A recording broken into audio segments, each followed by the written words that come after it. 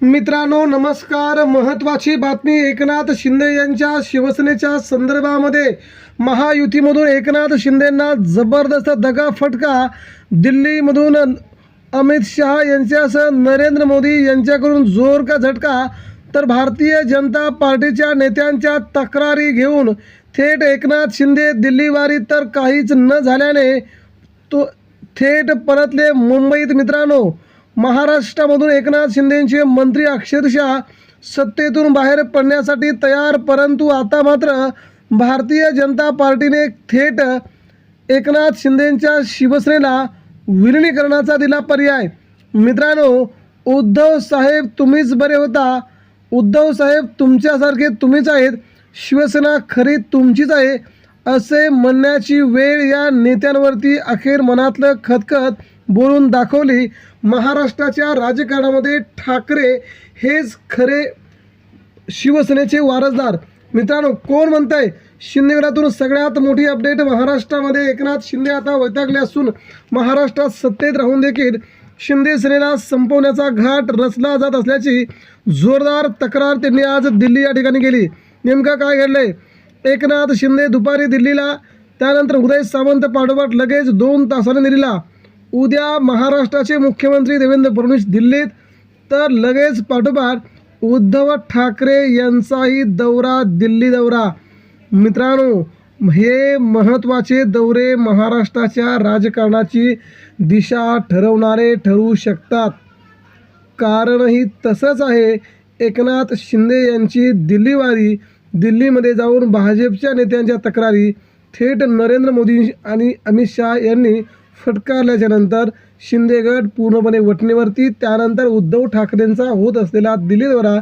यातून तुम्हाला काय समजतंय? जर राजकारणाच्या गोष्टी तुम्ही बघत असाल तर मात्र इथे शिंदे सेनेच्या बरोबर अतिशय करेक्ट कार्यक्रम भाजपने करायला सुरुवात केल्याची चर्चा दिसून येते. कारण पहिली सुरुवात झाली आहे महाराष्ट्रामधून.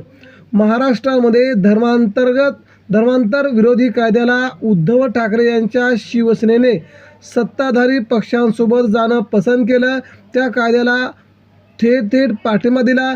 राष्ट्रवादी काँग्रेस पार्टी, काँग्रेस यांनी जरी पाठिंबा दिला नसेल तरी उद्धव ठाकरे थेट भाजपसोबत गेल्यामुळे सगळ्यांचेच डोळे विस्फारले होते. नेमकं महाराष्ट्रात काय चालतंय, काय चाललंय, पुढे काय होणार, पुढील राजकारणाची दिशा काय असणार, या सगळ्या घडामोडी आपल्याला पुढच्या 2 मिनिटांमध्ये बघायच्या.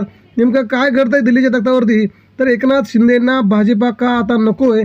भारतीय जनता पार्टी एकनाथ शिंदेंना बाहेर काढून कोणता नवा बिडू सत्तेच्या ठिकाणी घेते हे देखील आता आपण पुढच्या 2 मिनिटात पाहणार आहोत.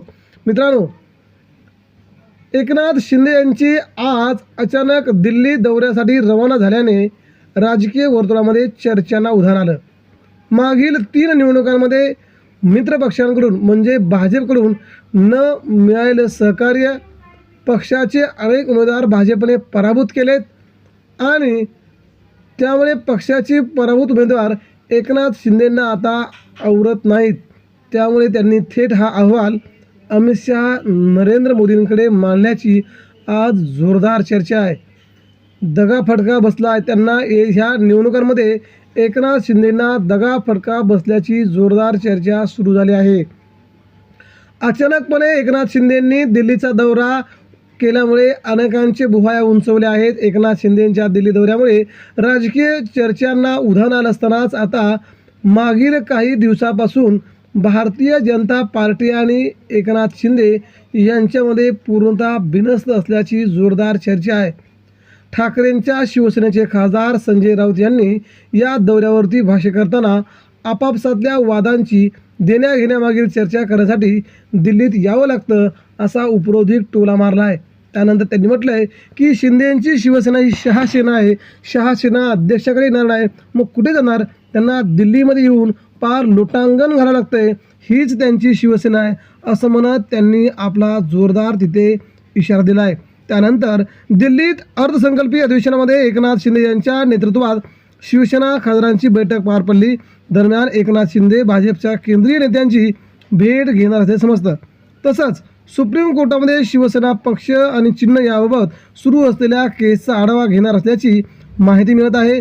मात्र मुंबईतून अधिवेशन सोडून एकनाथ शिंदेंनी थेट दिल्ली का गाठली याची मात्र चर्चा जोरदार सुरू झाली आहे. त्यामुळे एकनाथ शिंदे यांचं हायकमान दिल्लीमध्ये आहे का अशी चर्चा महाराष्ट्रात रंगणं हे काही सोपं नाही. मित्रांनो, नरेंद्र मोदी हे दोघेही शिंदे सेना अजित पवार गटाचे निर्माते आहेत. त्यामुळे तिथे जाऊन त्यांना आपलं थांबावं लागतं, तिथे जाऊन मुजरा करावा लागतो असा टोला संजय राऊत यांनी मांडला आहे. त्यानंतर पुढे जाऊन मित्रांनो, एकनाथ शिंदेंच्या आमदारांना 1 रुपयाचाही वाढीव निधी मिळत नाही.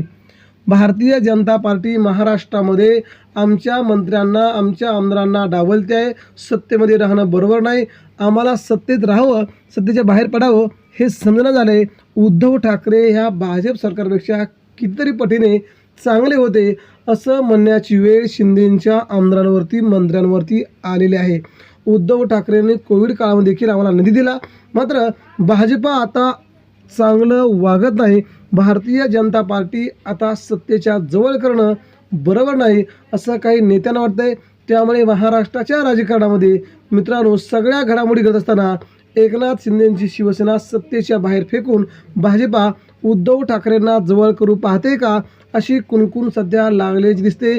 उद्धव ठाकरेंचा दिल्ली दौरा काय हे माहीत नसलं तरी राज्याच्या राजकारणामध्ये उद्धव ठाकरेंची ताकद मात्र आता कमालीची वाली असून एकनाथ शिंदेने मात्र सुप्रीम कोर्टातून मोठा धक्का बसण्याची प्राथमिक माहिती समोर आली आहे. या एकाच गोष्टीमुळे एकनाथ शिंदेंचा दिल्ली दौरा वाढला आहे. मित्रांनो, आगामी काळामध्ये महाराष्ट्राच्या राजकारणामध्ये अनेक असामान्य अशा घटना घडल्या तर तुम्हाला नवल वाटून देऊ नका, कारण राज्याच्या नव्हे तर देशाच्या राजकारणामध्ये ठाकरेंशिवाय भाजपला पर्याय कधीच शिंदे असू शकत नाहीत हे भाजपला देखील कळले. त्यामुळे शिंदेंच्या जागी भाजपा हा पर्याय भाजपा उभा करते का हे तुम्हाला समजेल. बघूया पुढच्या बातमीमध्ये. तोपर्यंत धन्यवाद. जय हिंद.